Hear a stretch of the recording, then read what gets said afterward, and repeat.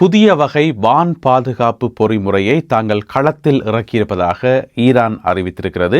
அது குறித்து விரிவாக விளக்கமாக இந்த காணொளியில் பார்க்கலாம்.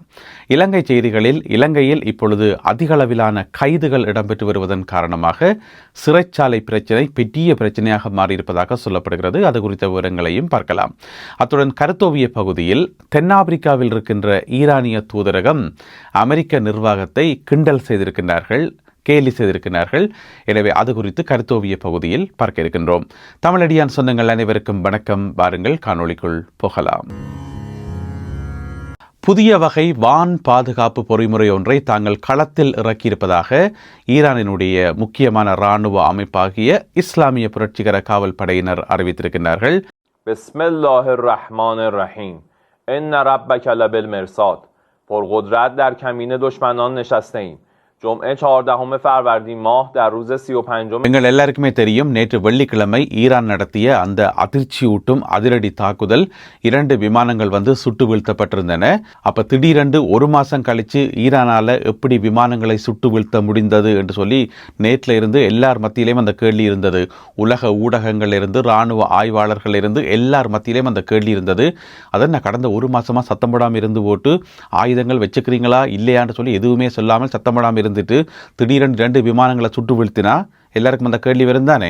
அதோட அமெரிக்க ஜனாதிபதி டொனால்ட் ட்ரம்ப் திரும்ப திரும்ப சொல்லி கொண்டு வந்தவர், ஈரானுடைய வான் பரப்பு எங்களுடைய கட்டுப்பாட்டுக்கெல்லாம் இருக்குது, அவர்களோட ரேடரும் இல்லை, ஒன்றும் இல்லை, முழுக்க எங்களுடைய கட்டுப்பாட்டுக்கெல்லாம் இருக்குன்னு சொல்லி ஒரு மாசமாவே அமெரிக்காவினுடைய விமானங்களும் இஸ்ரேலினுடைய விமானங்களும் எந்த விதமான கட்டுப்பாடும் இல்லாமல் ஈரானுடைய எல்லா பகுதிகளையும் சுற்றி சுற்றி பறந்தபடி நிறைய தாக்குதல்கள், பல்லாயிரக்கணக்கான தாக்குதல்களை நடத்துறதை நாங்கள் கேள்விப்பட்டுக்கிறது தானே. எனவே எந்த விதமான பயமும் இல்லாமல் ஈரானுடைய சகல பகுதிகளையும் திரிந்த அமெரிக்க விமானங்களாலையும் இஸ்ரேலிய விமானங்களாலையும் இப்ப நினைச்சபடி ஈரானுக்குள்ள நுழைய முடியல. இன்றைக்கும் தாக்குதல்கள் நடந்ததான், இல்லையண்டில்ல. ஆனா முதல் மாதிரி கவனம் இல்லாமல் கண்டபடியெல்லாம் தெரிய முடியல, மிகவும் எச்சரிக்கையாக தான் தெரிய வேண்டியிருக்குது, தாழ பறந்து வர முடியல என்று சொல்லி நிறைய பிரச்சனைகளை அவர்கள் எதிர்கொள்வதாக சொல்லப்படுகிறது. அதுக்கு காரணம் ஈரான் களத்தில் இறக்கியிருக்கின்ற புதிய வான் பாதுகாப்பு பொறிமுறை. அது என்ன வான் பாதுகாப்பு பொறிமுறை, அதனுடைய பேர் என்ன, அதனுடைய கெப்பாசிட்டி என்ன என்று சொல்லி அந்த விவரங்கள் ஈரானால் வெளியிடப்படையில. இருந்தாலும் என்ன சொல்லியிருக்கணும் சொன்னா, இஸ்லாமிய புரட்சிகர காவல் படை சார்பாக இழந்து போன எங்களுடைய வான் மேலாதிக்கத்தை நாங்கள் மீளப் பெறுவோம்.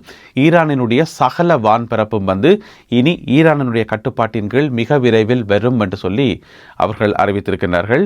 எனவே இது உண்மையில ஆச்சரியமாக தான் இருக்குது. போரில் ஒரு புதிய திருப்பம் என்று சொல்லலாம். நேற்று 2 விமானங்களும் சுட்டு வீழ்த்தப்பட்டது. எனவே ஈரானிடம் இருக்கக்கூடிய அந்த புதிய ஆயுதம் எது, அது ஈரானுடைய சொந்த உற்பத்தியா அல்லது யாராவது கொடுத்து உதவினார்களா? ஏனென்று சொன்னால் ஈரானுக்கு மிக நெருக்கமாக இருக்கக்கூடிய அமெரிக்காவுக்கு எதிராக இருக்கக்கூடிய, எதிரியாக இருக்கக்கூடிய 2 முக்கியமான நாடுகள் இருக்குது. அந்த நாடுகளுடைய பேரை நாங்கள் குறிப்பிட விரும்பல, உங்கள் எல்லாருக்குமே தெரியும் அந்த 2 நாடுகளும் எதென்று சொல்லி. எனவே யாராவது கொடுத்தார்களா அல்லது ஈரான் உற்பத்தி செய்து நிலத்துக்கு கீழே பத்திரமாக வைத்திருந்தார்களா என்று சொல்லி பல கேள்விகள் இருக்குது. எனவே எல்லா கேள்விகளுக்குமான பதில்கள் மிக விரைவில் தெரிய வரும் என்று சொல்லி எதிர்பார்க்கலாம். காத்திருப்போம். அமெரிக்க விமானப்படையினரும் இஸ்ரேலிய விமானப்படையினரும் இணைந்து இன்று ஈரானினுடைய பல பகுதிகளில் தாக்குதல்களை நடத்தியிருக்கிறார்கள். இதில் பெட்ரோ கெமிக்கல் ஸ்டேஷன் என்று சொல்லுவோம், அந்த மருந்துகளை உற்பத்தி செய்கின்ற 2 இடங்கள் தெற்கு ஈரானில் தாக்கப்பட்டிருப்பதாக சொல்லப்படுகிறது. அதே வேளையில் புஷர் மாகாணத்தில் அமைந்திருக்கின்ற அணுசக்தி நிலையம், அதாவது அந்த அணுசக்தி நிலையம் அணுகுண்டுகள் தயாரிக்கிறதுக்கு பயன்படுத்துறதில்லை, அதை பயன்படுத்தி மின்சார உற்பத்தி செய்யப்படுது என்று சொல்லப்படுகிறது. அதில் வேலை செய்கிறதை ரஷ்ய ஊழியர்கள் தான். அவர்களை மிக விரைவில் வெளியேற்றப் போவதாக ரஷ்யா அறிவித்திருந்தது. வெளியேறி விட்டார்களா என்னவோ தெரியல. இருந்தாலும் அந்த இடத்தை இலக்கு வைத்து நடத்தப்பட்ட தாக்குதலில் ஒருவர் கொல்லப்பட்டிருக்கிறார். கொல்லப்பட்டவர் ஈரானியர் என்று சொல்லப்படுகிறது. எனவே இப்படியான பல தாக்குதல்களை இன்று சனிக்கிழமையும் அமெரிக்காவும் இஸ்ரேலும் இணைந்து ஈரானினுடைய பல பகுதிகளில் நடத்தி வருகின்றன. பதிலுக்கு ஈரான் இஸ்ரேல் மீது கடும் தாக்குதலை நடத்தி வருகிறது. இன்று சனிக்கிழமை நண்பகல் வேளையில் மத்திய இஸ்ரேல் பகுதியில் ஈரான் நடத்திய தாக்குதலில் பெரும் சேதங்கள் ஏற்பட்டிருப்பதாகவும் பெரும் தீப்பிழம்பு பற்றி எறிவதாகவும் சொல்லப்படுகிறது. உடனடியாக அந்த இடத்துக்கு மீட்பு படையினரும் தீயை அணைக்கின்ற தீயணைப்பு படை வீரர்களும் அனுப்பப்பட்டிருப்பதாக இஸ்ரேலிய தரப்பில் தகவல்கள் வெளியாகி இருக்கின்றன. 2 தரப்பிலும் தொடர்ந்து தாக்குதல்கள் இடம்பெற்ற வண்ணம் உள்ளன. ஜோர்தானில் இருந்து ஒரு முக்கியமான புள்ளிவிவரம் ஒன்று வெளியாகி இருக்கிறது. அதாவது ஜோர்தானிய அதிகாரிகள் என்ன சொல்லிக்கிறோம் என்று சொன்னால், இந்த சண்டை ஆரம்பித்த காலத்திலேருந்து பிப்ரவரி மாதம் 28ஆம் தேதியிலிருந்து நேற்று ஏப்ரல் மாதம் 3ஆம் தேதி வரையான காலப்பகுதியில் பார்த்தீங்கன்னு சொன்னால், ஈரானில் இருந்து 161 மிசைல்ஸ் ஏவுகணைகள் ஏவப்பட்டிருப்பதாக, ஜோர்தானை நோக்கி ஏவப்பட்டிருப்பதாக சொல்லப்படுகிறது. பொதுவாக பார்த்தீங்கன்னு சொன்னால், மத்திய கிழக்கில் அதிகம் தாக்குதலுக்கு இலக்காகிறது United Arab Emirates, Saudi Arabia, Qatar, Kuwait, Iraq இந்த நாடுகள் தானே, பஹ்ரைன் இந்த நாடுகள் தானே. அங்கால ஜோர்தானை நாங்கள் பெருசாக கவனிக்கிறதில்ல. ஆனால் ஜோர்தான் மேலேயும் ஈரான் தொடர்ச்சியாக நிறைய தாக்குதல்களை நடத்தி கொண்டு வருது. 161 மிசைல்ஸ் தாக்குதல் என்று சொன்னால் அது பெரிய எண்ணிக்கை தானே. எனவே 161 மிசைல்ஸ் மற்றும் 120 ட்ரோன் தாக்குதல்கள் நடத்தப்பட்டிருப்பதாக சொல்லப்படுகிறது கடந்த ஒரு மாத கால பகுதியில். இவற்றில் நிறைய ஏவுகணைகளையும் ட்ரோன்களையும் தாங்கள் சுட்டு வீழ்த்தியிருப்பதாகவும், இருந்தாலும் 20 வரையான ட்ரோன்களையும் ஏவுகணைகளையும் தங்களால் தடுக்க முடியாமல் போயிருப்பதாகவும், அவை சேதத்தை உருவாக்கியிருப்பதாகவும் ஜோர்தானிய அதிகாரிகள் அறிவித்துள்ளார்கள். வவுனியாவில் 2 போலீஸ் உத்தியோகத்தர்கள் கைது செய்யப்பட்டிருக்கிறார்கள் கஞ்சாவுடன். பொதுவாக யாராவது கஞ்சா வச்சிருந்தா, கஞ்சா வியாபாரத்தில் ஈடுபட்டிருந்தால் போலீஸார் கைது செய்வார்கள். இங்கே பார்த்தீங்கன்னு சொன்னால் போலீஸாரே கஞ்சா வியாபாரத்தில் ஈடுபட்டிருக்கிறார்களாம் என்று சொல்லி ஏனைய போலீஸாரினால் கைது செய்யப்பட்டிருக்கிறார்கள். அதாவது மற்ற போலீஸுக்கு தகவல் கிடைச்சிருக்குது, 2 போலீஸ் உத்தியோகத்தர்கள் எங்கேயோ கஞ்சாவும் கொண்டு போயினோம் பிஸ்னஸுக்கு என்று சொல்லி. நினைக்கிறேன் லீவு போலடக்கு. அப்போ லீவு போட்டுட்டு கஞ்சா விற்பம் கொண்டு போயிருப்பினம் போடக்கு. எப்படியும் போலீஸில் வேலை செய்து வர சம்பளத்தை விட கஞ்சா விற்று வர சம்பளம் கூடத்தானே, காசு கூடத்தானே. அப்போ போயிருப்பினம் போலக்கு 2 கிலோ கஞ்சாவும் கொண்டு வவுனியா ரெட்டை பெரியகுளம் பகுதியில் போய் கொண்டு வந்திருக்கணும் பிஸ்னஸுக்காக. அதை மற்ற போலீஸார் மறைந்திருந்து அவர்களை கைது செய்திருக்கின்றார்கள். இப்போ அவர்களிடம் விசாரணைகள் முன்னெடுக்கப்பட்டு வருகின்றன, நீதிமன்றத்தில் முற்படுத்தப்பட இருப்பதாக சொல்லப்படுகிறது. இனி இவர்களை கைது செய்து விசாரிக்கும் போது இவர்களுடைய வாடிக்கையாளர்கள் இருப்பினம் தானே. இதுக்கு முதல்ல எத்தனை பேருக்கு கஞ்சா வித்துச்சினம் என்று தெரியல, இவர்களுக்கு கஞ்சா எங்கிருந்து வந்தன்னு தெரியல. எனவே ஒரு பெரிய ஒரு வலையமைப்பு இருக்கும் தானே. அவர்களும் மிக விரைவில் கைது செய்யப்படுவார்கள் என்று சொல்லி எதிர்பார்க்கப்படுகிறது.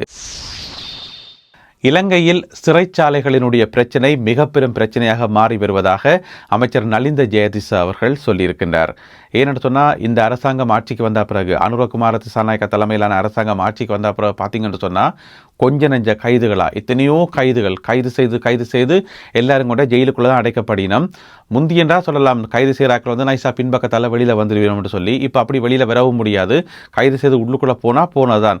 பிறகு நீதிமன்றத்தில் வழக்கு நடந்து விசாரணை நடந்து நீதிமன்றமாக பார்த்து விடுதலை செய்தாலே ஒழிய மற்றும்படி கைது செய்கிறாக்கள் பெரிய அளவில் வெளியில் வர மாதிரியே தெரியலை. பிணை கிடைக்கிறதும் கூட எல்லாருக்கும் கிடைக்குதில்லை. அது கூட ஒரு அரிதான செயல் என்று தான் நாங்கள் சொல்லணும். பிணை கிடைக்கிறதே பெரிய பாடாக கிடக்குது. எனவே கைது செய்யப்படுற ஆட்களில் பெரும்பாலான ஆட்கள் ஜெயிலுக்குள்ளே தான் அடைக்கப்படினோம். அப்படி அடைச்சி வைக்கக்கூடாது என்ன நடக்கும்? அதுக்கான இடம் தேவை, ஜெயில்கள் தேவை. இப்போ இந்த அவர்களை பராமரிக்கிறதுக்கு சிறைச்சாலை அதிகாரிகள் தேவை, அவர்களுக்கு சாப்பாடு, எத்தனையோ பேர் அவர்களுக்காக வேலை செய்ய வேண்டியிருக்கும்.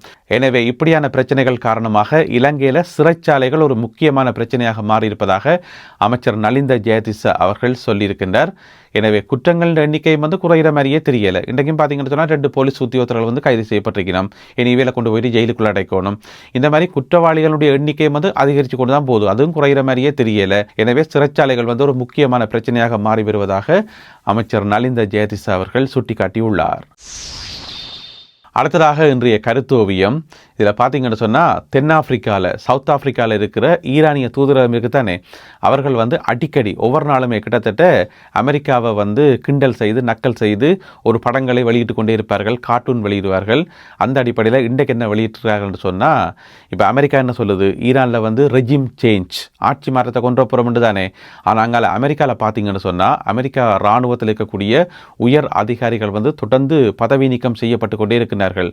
அமெரிக்காவினுடைய பாதுகாப்பு செயலாளர் பீட் ஹெக்ஸெட் பார்த்து பாராமல் எல்லாரையும் தூக்கி பெரிய பெரிய அதிகாரிகளை தூக்கி எறிஞ்சு கொண்டே இருக்கிறார்கள். இதுவரைக்கும் கிட்டத்தட்ட 10 பேர் பணி நீக்கம் செய்யப்பட்டிருக்கிறார்கள். கொஞ்ச காலத்தில் 10 பேர் பணி நீக்கம் செய்யப்பட்டிருக்கிறார்கள்.